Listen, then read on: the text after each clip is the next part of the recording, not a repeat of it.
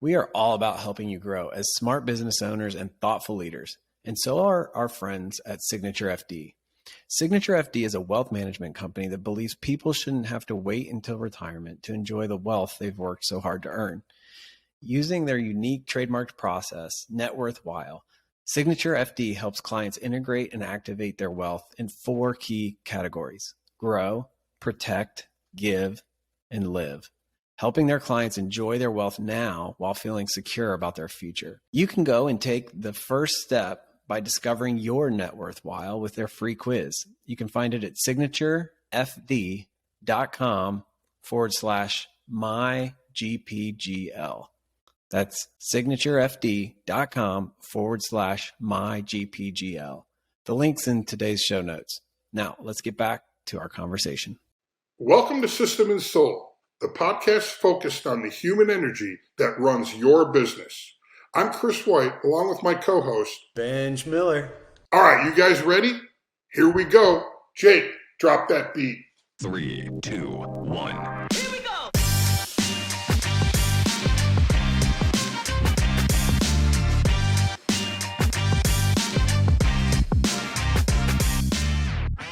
Hey, everybody. Welcome to System and Soul. We are back here in the room. Benj Miller and our guest, Jonathan Reynolds, owner of Titus Talent. Jonathan, welcome back to System and Soul.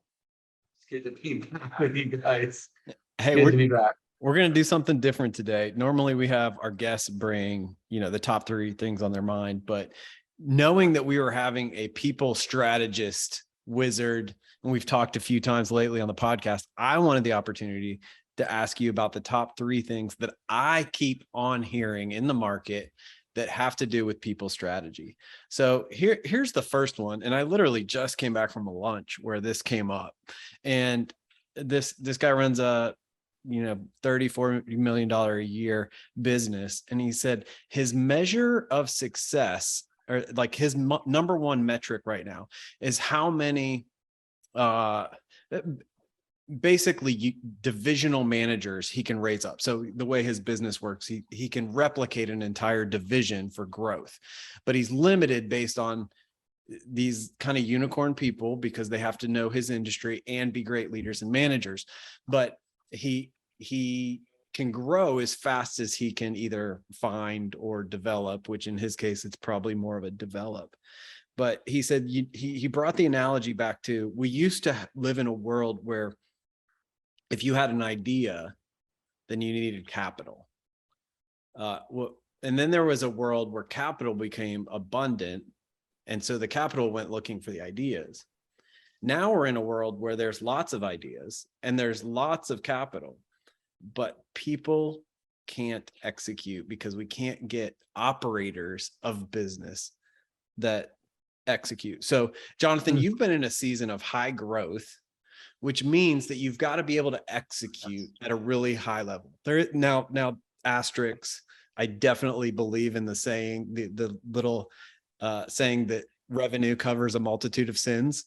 So we'll assume that that's not true in your case, because you've been growing really rapidly over the last few years. But I've also seen your dashboards and stuff. So you are executing at a high level. So my question to you is, what did that take to create a culture where people execute well? Yeah, it's a good question. I don't think, you look behind the curtain, I think everybody's got their dirty laundry and things that they just wish that weren't there. And so it's nice to hear you say executing at a high level. And I want to be like, yes, that's right, we are. But we're in the people business, and we're not 100% hitting every single time, and we're working really, really hard, all angles, to try and figure out what are the secret levers to pull to get the right people to do stuff for our partners, for our clients. And that's really hard because you don't want to oversell somebody, especially on our recruitment side of our business. You don't want to oversell an opportunity. Somebody quits their great job, makes a career move, and they find out that the grass isn't green. And we're the connector of all that, saying it was. So we have to play that game really carefully, making sure that it really is. Because obviously when people make career moves, I'm assuming they believe that it's better for them. They're not running away from something, they're running towards something. And so it's that really understanding what they're running towards. But what was the question again? Where does the strength of executing well come from? Right. Okay. So this is what I would say the strength is first and foremost defining what the win looks like. Defining what are we actually going to celebrate? What's worthy of celebration? And actually being really, really clear and quantifiable about what's worthy of celebration and what's not. Like, what do we actually, we're not even going to be giving Gen Z high fives on this one. We're not. It's not good enough. We're not going to give ribbons out for this stuff, even though it's just mediocre. No, we're not doing it. What's that? What does that look like? Where's that number where we'll give like encouraging high fives, but we know deep down it's not good enough? And where's the one we're actually going to celebrate and pull out all the stops? And I think being really, really clear on those things and making sure everybody knows, both parties, those who are responsible to deliver at that high level of execution and those who are responsible for coaching and developing them to get there. So I think it's really clear on who wins the Super Bowl, like after they've won. Like that's what winning the Super Bowl looks like. You are above everybody else. But we don't do that in most employment opportunities and most career moves. We're not really clear on why we're hiring somebody. And we talked about this on the last one. You're like, if I'm going to pay you 100% of your salary, this is what I'm going to celebrate. And I think 100% should be celebrated. And that's one of the challenges. Yeah, we have some people running at 165%. That's extreme. And then those who get 105% and they gave it their all, they're like 5%. And we're like, well, and a few years back, we got like pretty laid into from our team members going, hey, if I come in at 100%, that's 100%. Like, come on, celebrate me. And we're like, good point, actually. We shouldn't be celebrating the 150% people and not the 100% people. They worked really hard to get there and their priorities of life were aligned. But I think just one of the things is just define what success looks like, define what winning looks like, and then celebrate the crap out of it when you get there. So is it hands off? Is it define and then hands off? No. I think it's very much hands on. I mean, people, you can't buy love. You can't just throw money. We talk about throwing money and stuff, but like 54% of people leaving companies because they just don't feel appreciated by their organization. Like, what? I don't feel appreciated. Like, you're like, well, didn't I give you a paycheck? Like, yes, you gave me a paycheck, but that wasn't what I meant by appreciation. Like, and 52% saying, it's actually a lack of recognition, from my supervisor, my direct supervisor, just recognizing me and giving gratitude for a job well done. And that's even separating that from appreciation. Like, what does this mean? Like, we're trying to go, oh, don't leave me, I'll give you more money. It's actually not, they're not what they're asking for. I want to feel appreciated, valued, recognized, have a sense of belonging. But we just have to be really clear on like, this isn't a social club. That's where I think all of those things you just listed, 100% true, right? For decades of what that looks like. I think that what I'm hearing from you is like the baseline is that clarity of role. And like when you look at a standard, look at a hierarchical structure and you got a bunch of boxes and they're labeled with some sort of functional name and then they put a person's name in it. Like that's it. That's an org chart, right? I think what you're hitting on is the difference is clarity, because it's clarity of what is your, like, if you're the head of operations, what's your mission? Like, what is, as head of operations, what is your purpose? And then how would we measure excellence, right? A couple, 2-3 KPIs that they drive. And then if you have this sort of description, like you were saying, that gives absolute clarity, like this is what the head of ops does, this is what success looks like, here's how we measure it, here are a couple things that these bullets that you focus on, these major roles. And I think it's the summation of all of that that gives that clarity. And that's the baseline, like you're saying. Like, here's the job. Here's what success looks like in this job. Here's how we're going to measure it so that we can stay on track and stay on the same page with expectations. And then here's a smattering of the most important things you need to focus on every day. Like, give me that, I can run all day. It's so true. I think there are too many org charts or whatever chart you want to call it. There's somebody's name on it with certain things they're responsible for, but we just don't take it to the step further and go, did you do a good job though? Right on. Did you do a good job? I don't know. I mean, it's even when you hire a salesperson, you hire a salesperson, I'm assuming quota is involved. It's kind of like one of the most obvious ones where we give a quantifiable performance objective.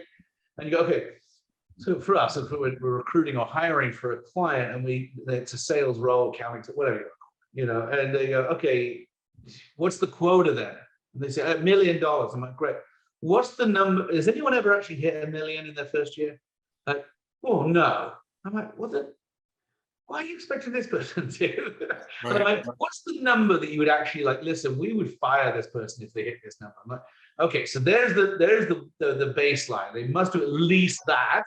Okay, what does average look like and what does outstanding look like? And let's really define and put some mile markers in here so that the person coming in here knows where do they stand? Because we will love you according to your last success.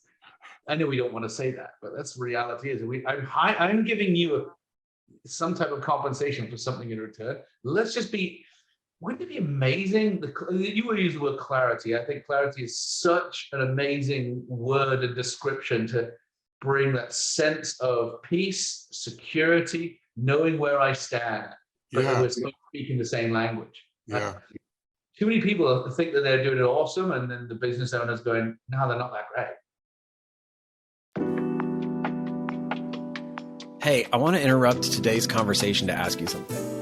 Do you ever feel like you're counting the days to retirement to really enjoy the money you're working so hard to earn?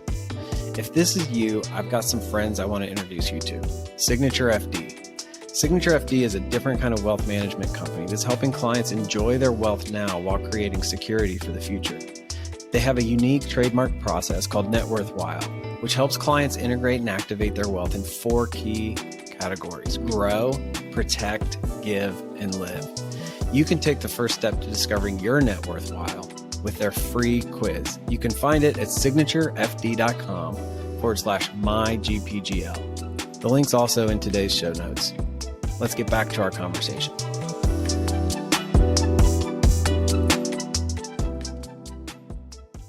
All right, guys, here's my number 2. Because the talent economy is what it is, we have a heightened need for the people that we have to level up. And what I mean by level up is somewhat, do a little better in the job they're in, sure. But really our ability to take a technician and put them into a manager position, take a manager, put them into a leadership position, team captain position, for people that weren't, instead of going out into this crazy market, we can actually give our own people the opportunity, which is why they would leave most of the time, is for some, level up opportunity. What are the keys that we need to be cognizant of that can accelerate or make sure that people are ready to level up? Well, I have a few thoughts on that. So one is we have a business plan or business model, or business vision of where we want to be in the next 36 months. So if we're to hit those, and that's growth is a part of our DNA. So we're committed to growing, and growing in our model is not just bottom line. We actually have to increase headcount. Unfortunately, I can't get there by machinery. It's people.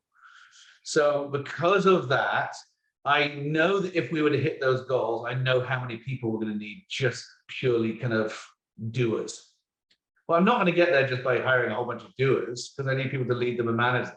But showing this desired future, of the types of people and roles I will need in the future, and actually being really clear and showing our team that.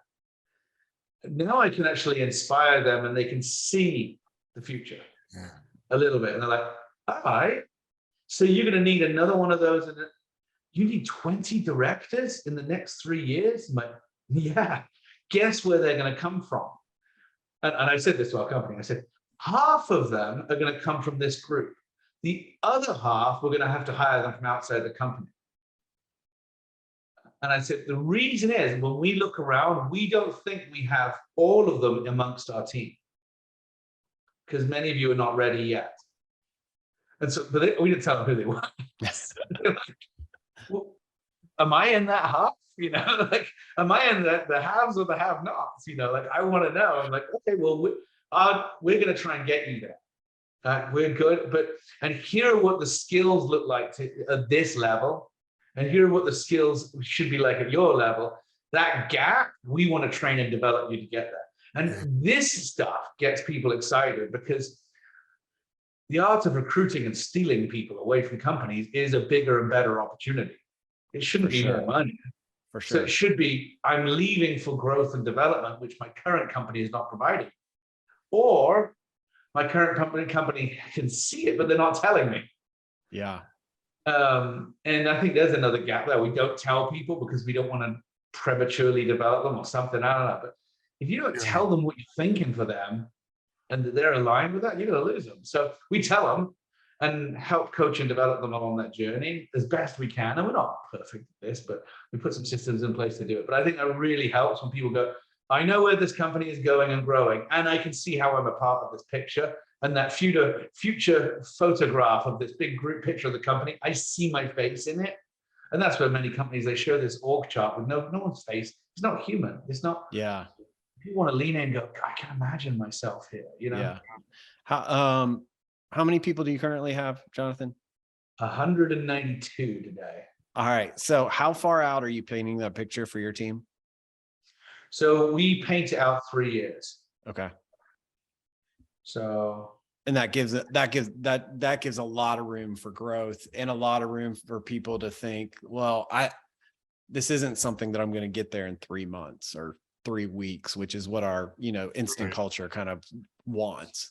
Yeah, there are mile markers along the way, which is great. So they go, I'm actually developing these skills and character traits and behaviors. So there's skills and behaviors that I'm really working on to prepare myself for this next role. Actually, in our platform that we've created, which the next iteration of it was actually will show the future org chart, if you will, that people, even though they might have 3 people going for that same role, they want that same role, they know what the skills, values, and behaviors are, and the performance expectations for that role are.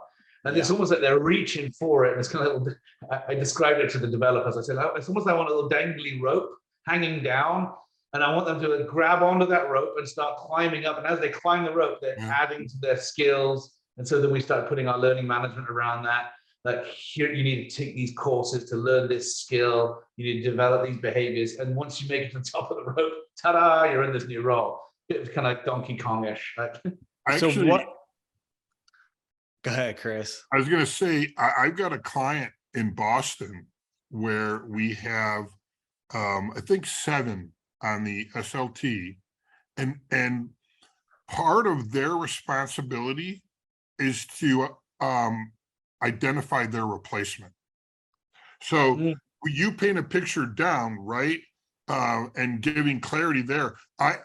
These men and women, and some of them are, will be aging out ahead of others on the SLT, but they proactively look internally to identify the potential leaders. And then if they find a candidate, they put them on a pathway.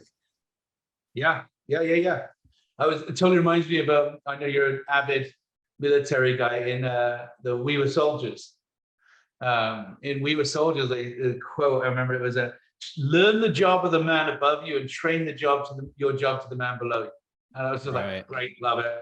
Right on. I get it. Like, so you're always learning the job of somebody above you, always always discipling and training somebody else, Yeah. developing the next person.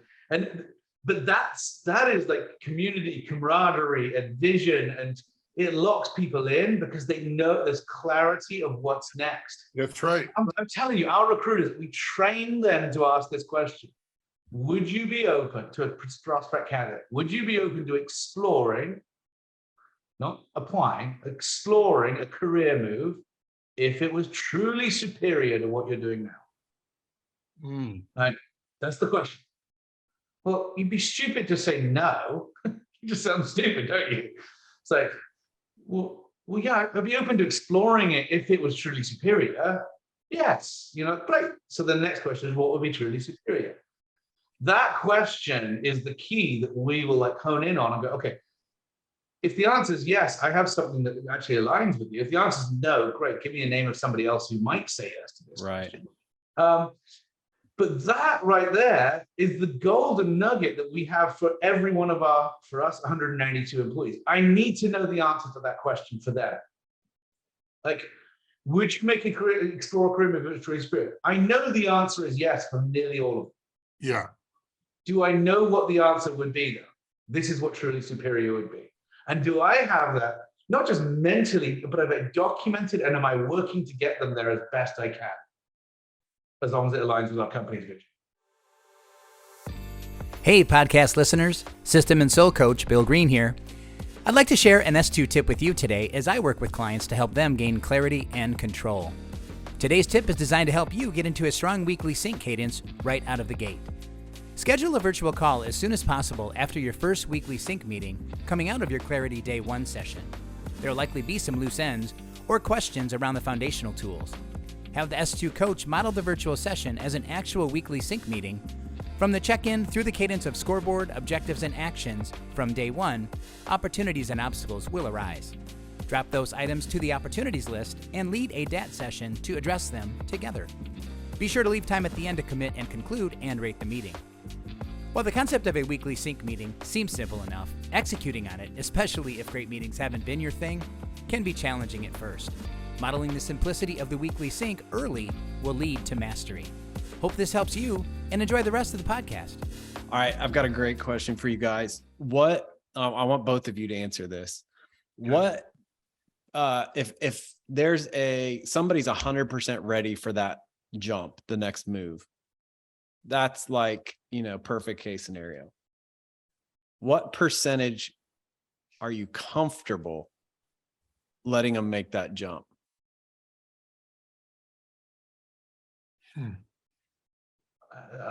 Aren't there lots of variables on this one? Yeah. Yeah. We'd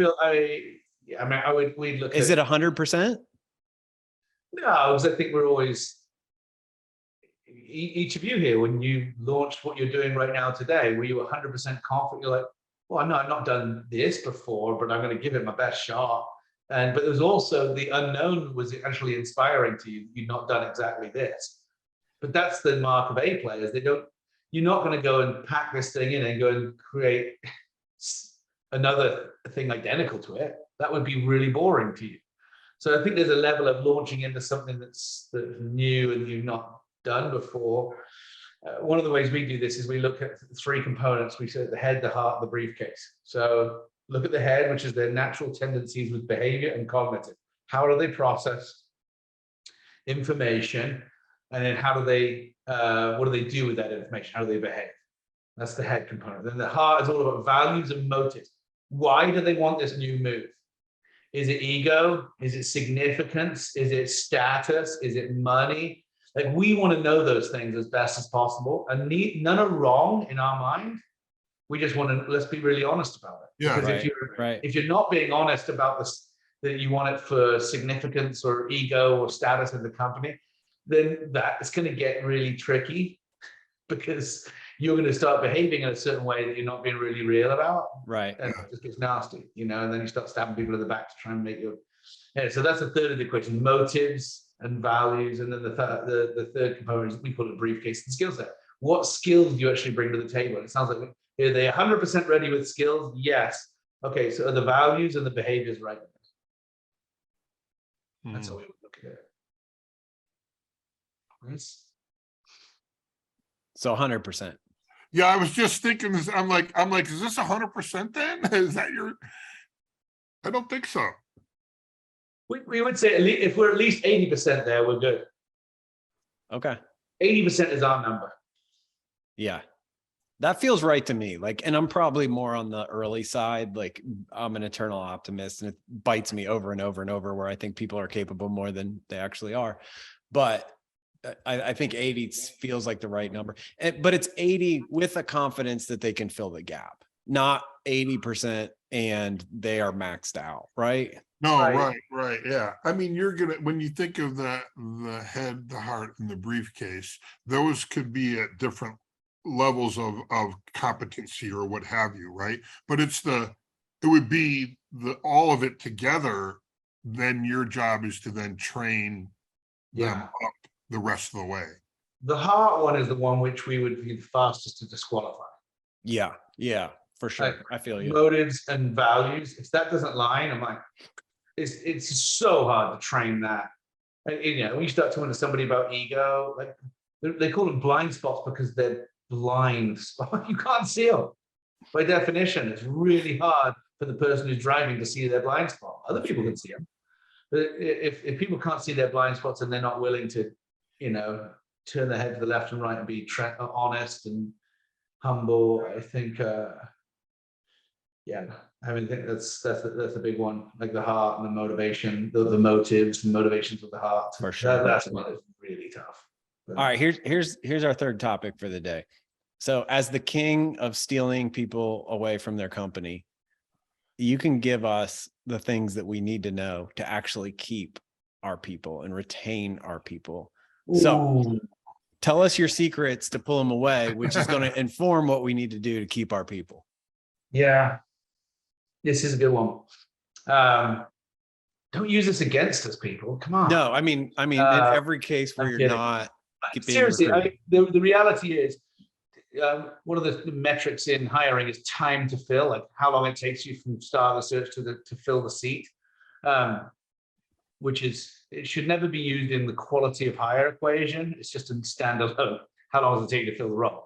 But it doesn't mean they're better at the end of the day or worse at the end of the day. But time to fill is this number that people look at, and I think it has got about a third longer over the last 18 months. It's increased, the time of fill increased by about a third. Because one of the reasons is companies are getting better at keeping their people. They're like, oh shoot, we have to be more intentional about retention and development. And I say retention, we say retention and development because we would put those two together. If you're not developing your people, you have no right to keep them. Is that the number one thing? Yeah, number one, develop your people. Invest in developing your people. Vistage, you guys are familiar with Vistage worldwide, largest peer advisory CEO and president of peer advisory group in the world. They said in 2022, the number one focus of CEOs and executives was development of their people because of retention. And I 100% agree with that. And when I say development, it's like people being intent, your managers and leaders, you're investing in that. Like I said this the other day, the average age that somebody gets become a manager for the first time is 26. Wow. The average age in the United States of when somebody gets promoted or starts being a manager of people is 26. The average age when they first receive any training formally to be a manager is 42. Something's not right. We got a big old gap here where people are floundering, and not only that, people leave their managers, not the company. Right. Statistically, they're leaving their boss or manager, not the company. So there's this thing like, well, we need to develop our people. Yes, and you also need to develop the managers who are developing those people because they don't know what they're doing either. Give some structure around it. What am I supposed to be turning your managers into coaches? Coaching them on what? How do I have it? I mean, all kinds of things to do. The humility to actually see somebody get promoted faster than you. We talk about that in our company a lot, leapfrogging. Like, do you have the humility to allow somebody to leapfrog you? Or do they always have to be at arm's length from you and you get promoted before they do? Because sometimes somebody's got the head, heart, briefcase, skills, values, behavior. So it's just bigger than you are. They're meant for a bigger pond, and we've got to make room for that and have the humility. So those are huge things. I know the big topics around there and how you create a culture where people are okay with allowing somebody leapfrogging them. But this piece, if you don't do it, people leave. I mean, people will leave you for this because you don't care enough to develop them. That's the number one thing. And I would say, if you don't have a system in place to document the what's next for me, for the employee to articulate that, and for you to articulate from the company side of things. Sometimes they won't align, and that's the hardest thing. When somebody wants something faster than you can have it available for them. Right. Yeah, I've felt that. All right. So what, give me some examples of what you're seeing as ways that people are developing their people that are working really well. Because developing your people is like a pretty broad stroke, right? Yeah. So there's to dovetail on what I just said. Sometimes that people want something faster than you can provide it for them. Maybe the company growth is just not. You're planning on growing 10% a year, and I remember a few years ago I said to the company, I said, how many? And we asked everyone, how many of you would like to be promoted this year? This is quite a few years back, and 40% of the company wanted to be promoted, and I'm like, wow. Well, and I said, we'll just throw this out there, and then we need to grow 40%. It's like, I said something like that. I was like, we'll just say 40% of what you've been promoted, we need to grow by 40% this year. And by the end of the first quarter, it was kind of like people were like, the wheels are flying off. People were like, we can't, like, and I'm like, all right, okay. All right, that's what it meant. So we can actually change the goal, but so basically it was like 20% said I can't handle going to the space. I'm like, great, so we'll just promote 20% of you. And that's what we created, a kind of our big awards trip at the end of the year for the fastest growing people. But I think just making sure that it's documented somewhere how people are hoping to grow this year and what they want to grow in. And then the other component is stretch, giving them stretch of opportunities that may not equal promotion. It may not be development in the same professional sense, but things that are outside of their comfort zones in a good way that they were like, oh, this is really good for me. And it may be completely philanthropic. It may be something that your company does that is like not to do with the business, but it gives them an opportunity to grow as a human being. I think I talked about this recently, but one of the things which is bringing family members involved, like making it a bit more of a tie to what's really important to them, their family members or their world outside of the company, getting them involved in something that's growing and developing, maybe in their community, etc., and funding those things can be a great stretch and development opportunity that tempers the I want to get promoted next to I'm being developed as a human being. Yeah. Finding that outside of their work, filling that same void outside of their day-to-day. Yeah. Somebody was talking about that recently about helping people on their team get more in touch with their hobbies because they holistically came to work healthier and happier. And I was like, what? That's pretty cool. Yeah, but the bucket list thing, like do your bucket list, give room for them to know their bucket list now. And to start achieving those things now. And man, people, they'll come alive rather than waiting to be retired, to retire until then. Oh, yeah. Those days are gone. Yeah. Those days are gone. I can't cite the source off the top of my head. A couple of things I've read recently. One was an article, they did some research on the numbers of people that changed jobs during the heart, of the pandemic. And the research, the early data coming back said something like 70% regretted their decision. Of leaving? Yeah, of leaving. Their 70% regretted leaving for a host of reasons, but the number was pretty high. And then, so there's that. And then when we talk about the development of the people in the organization, I think we've all heard Richard Branson say, train them so well they can leave you at a moment's notice, but treat them so nice that they never do. Well, Yeah. then you go and read an article on the millennial generation, because now they're getting more and more data on that generation. And that data is saying, they're probably going to stick around for 3 years and then they're going to move on. Yeah. And so Yes. Totally. my mindset around that, if that's what the data is saying, right? With people who made the bad decision, the grass was greener on the other side. I would hope that one of the main reasons they would go back is because of culture. Like they didn't fully appreciate the magnitude of their culture, and for whatever reason, but they got outside. Now they're going back. I have to think it's culture, and it's not, to your point, it's not about. I mean, money plays a role in all of this, and we all want to make it money, but I think it's more the other way. The question I have, Jonathan, because you're in this space, when you hear a stat of a millennial is going to change jobs every 3 years, like what does that say to you? So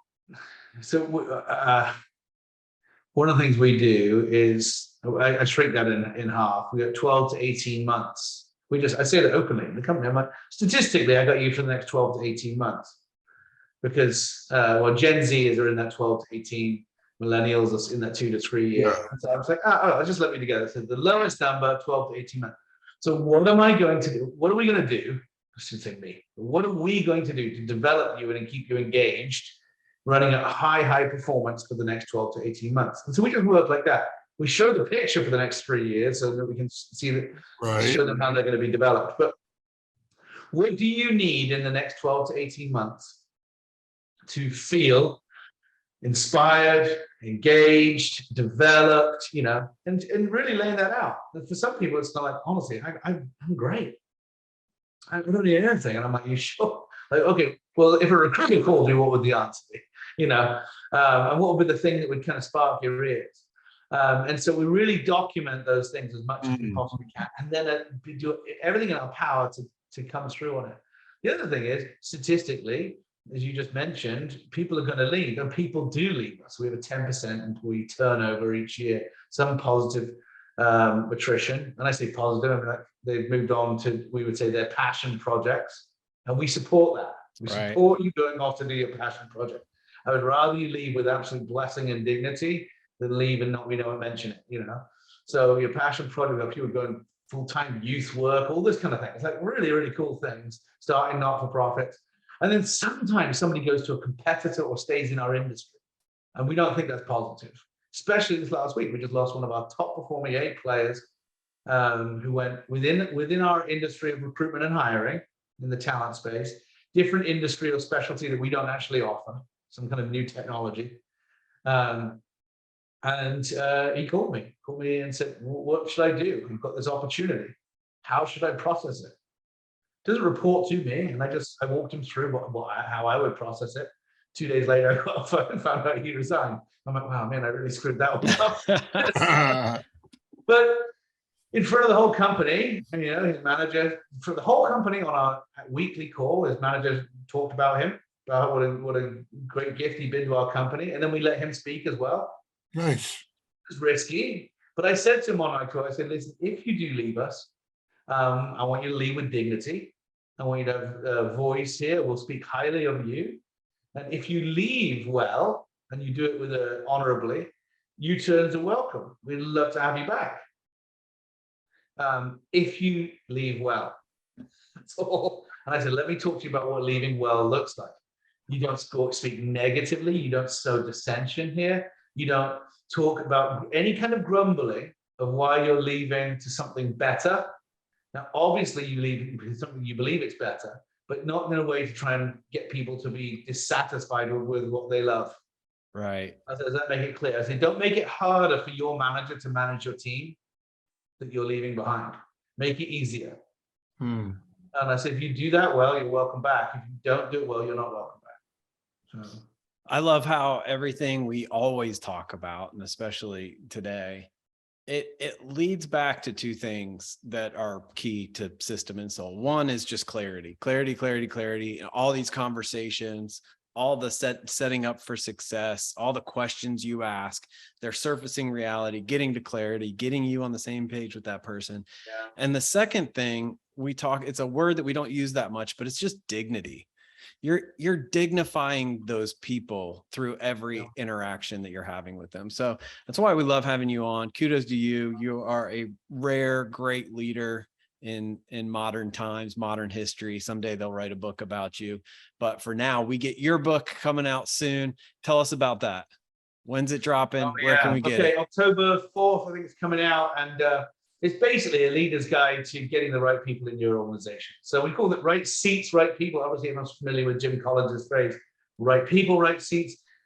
We're not attacking that philosophy. We're just coming from the angle of saying, if you're a for-profit business and you are opening up a position in your company for somebody to sit in a seat, define quantifiably with clarity what success looks like in that seat. So define the seat first before you start looking at the people.